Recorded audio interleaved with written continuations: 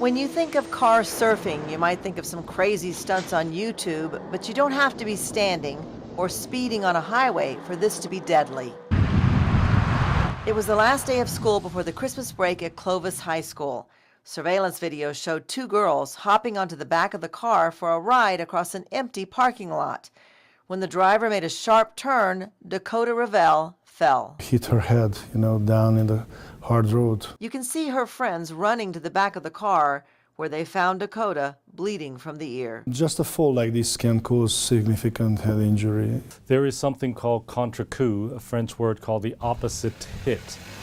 It means that upon impact, the brain still moves, bouncing from the left side where Dakota's ear hit the ground and was bleeding, to the right side where the brain hit the skull and was badly bruised. It's just another non-moving object that the brain hits. They had told me they were going to go ahead and ambulance her to the hospital, and at that time they already knew they were going to send her to Lubbock. At just 14, Dakota was accustomed to flying and sometimes falling at the gym or with her stunt partner on the field. But nothing was as dangerous as that short fall from a moving car. Oh, we didn't know if she was going to live. Veronica, her mother, and a nurse in Clovis understood the danger. When the brain swells, it needs to have room to grow, to expand. So in brain surgery, Dr. Naj removed a large piece of her skull to allow for that swelling. Those were the most difficult days for a mother to watch. Her whole head, because her face, everything just swelled. That was really, really hard. And even when the swelling went down, the skull cap was replaced, and Dakota showed signs that she would live. We can take off the clot out, but those bruises, they have their ongoing story. I was just kind of like, what kind of life is she going to have after this? When you have a brain injury, so many things can happen. We're trying to conserve our energy.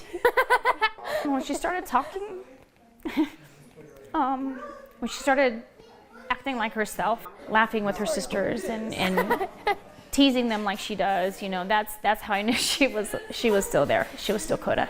After 4 weeks at UMC and 2 weeks in rehab, Dakota is home again with some physical therapy in Clovis.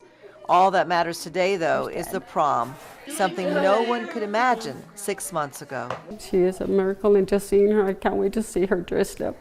It is a celebration and a new beginning, but not without this reminder on her wall of that one afternoon in December when a poor decision could have ended everything. You look at life differently now? Like a lot more differently than I did before. Fun things that you think are going to be fun just aren't really worth the things that could happen. To see where she is now compared to where she was is just, we're just blessed. Oh my God! I'm so grateful that that's where they sent her. I think the doctors and the staff there are amazing. Shall I hug you first or him? Me. Okay. I don't know if she would be as well as she is now if they didn't have the resources and the funding to provide all that.